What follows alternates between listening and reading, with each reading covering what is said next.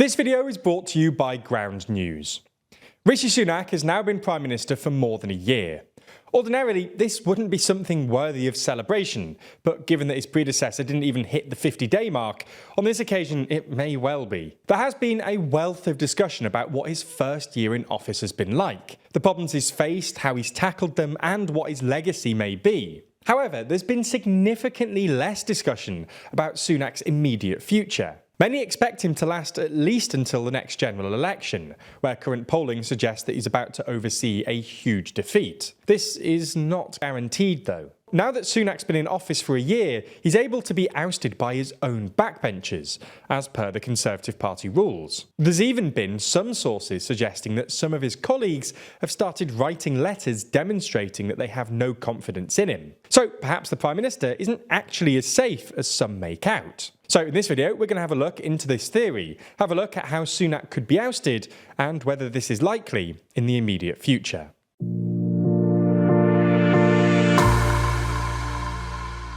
Before we start, if you haven't already, please consider subscribing and ringing the bell to stay in the loop and be notified when we release new videos.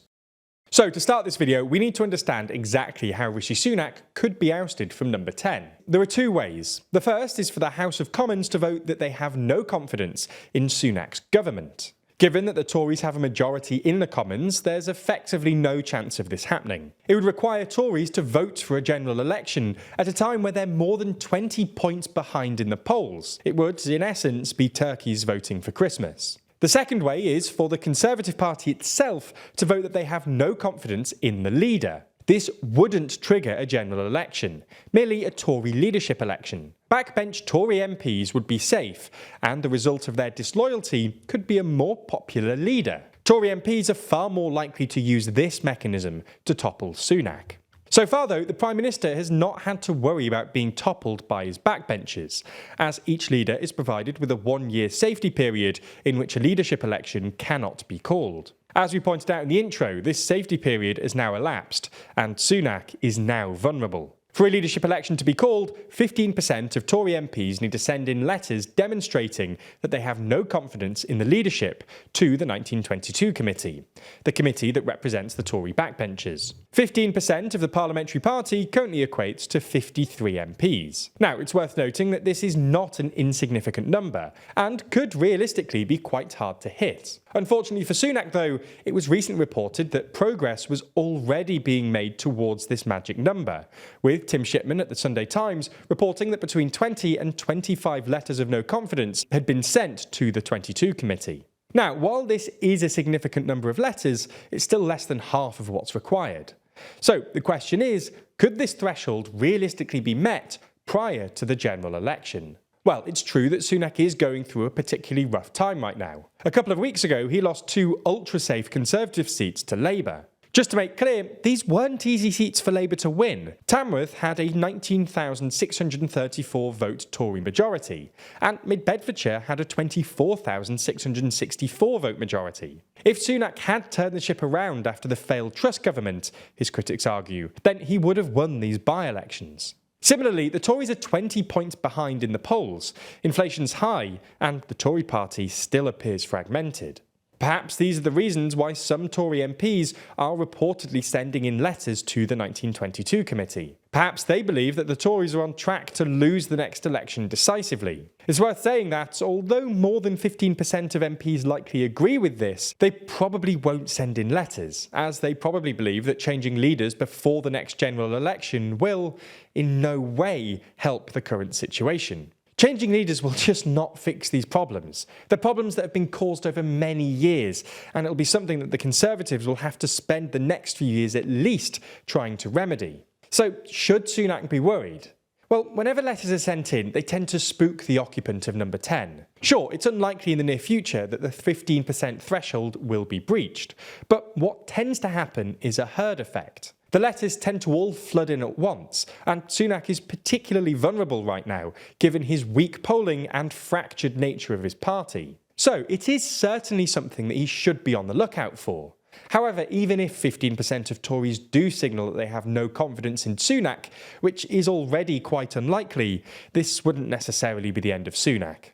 There'd then have to be a full vote of the Conservative Party in whether they have confidence in him. Boris Johnson and May went through this process, and both survived. It was other events that led to their downfall. Even if Sunak were to keep losing by-elections, even if polling doesn't improve, even if inflation gets worse, and even if the party remains fractured, it's still unlikely that a majority of Tory MPs will think that changing leaders will be the fix that the rebels think it is. To an extent, the party learned this when they opted to oust Boris Johnson and replace him with Liz Truss. The situation is indeed bad, but it can always be worse. The Tories could well lose 100 seats in the next election as things stand, but perhaps changing leaders will lose them 200 seats, or even more. This is just not a risk most Tory MPs will be willing to make. Sunak may not seem like the best leader that most Tory MPs have ever served under, but he has at least stopped the party from tearing itself apart, something that isn't guaranteed under another leader. So, all in all, it's probably true that no confidence letters are being sent in, and it's also possible that the anti-Sunak rebels may well be halfway to the 53 letters required to force a no-confidence vote. But, at least at the moment, it's unlikely that these rebels will make it to this number, and even if they do, it's even less likely that they'll be able to topple Sunak. So, right now, it's hard to see anyone other than Sunak leading the Tories into next year's general election. And while Sunak seems to be quite comfortable within his party, on the other side of the political spectrum, in the Labour Party, Starmer appears to be struggling. On this story about Keir Starmer's position in the Israel-Gaza conflict, 55% of the reporting is coming from the left and 36% is coming from the right. If you compare the headlines, you'll start to see some interesting framing emerge. On the left, you have one source quoting Starmer saying that a Gaza ceasefire is not the correct position now. And on the right, you have another source, again quoting Starmer, saying that a permanent ceasefire could risk even more violence. This is all possible thanks to our sponsor Ground News, a website and app developed by a former NASA engineer on a mission to give readers an easy, data-driven, objective way to read the news. Every story comes with a quick visual breakdown of the political bias, factuality and ownership of the source's reporting, all backed by ratings from 3 independent news monitoring organisations. For example, for the story on Israeli tanks in Gaza, you can see the bias distribution for every news outlet reporting on it, the complete factuality information and the ownership data. I especially like the blind spot feed, which highlights stories that are disproportionately covered by one side of the political spectrum.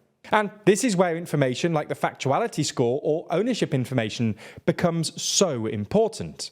Because sometimes there's a reason that only one side of the political spectrum is reporting on a story.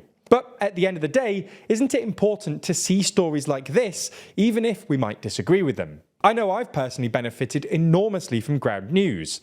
I've gotten much better at spotting political bias, and I've surprisingly challenged some of my own views. I highly encourage all of our viewers to give Ground News a try. In fact, we're offering 30% off their Vantage plan to all viewers.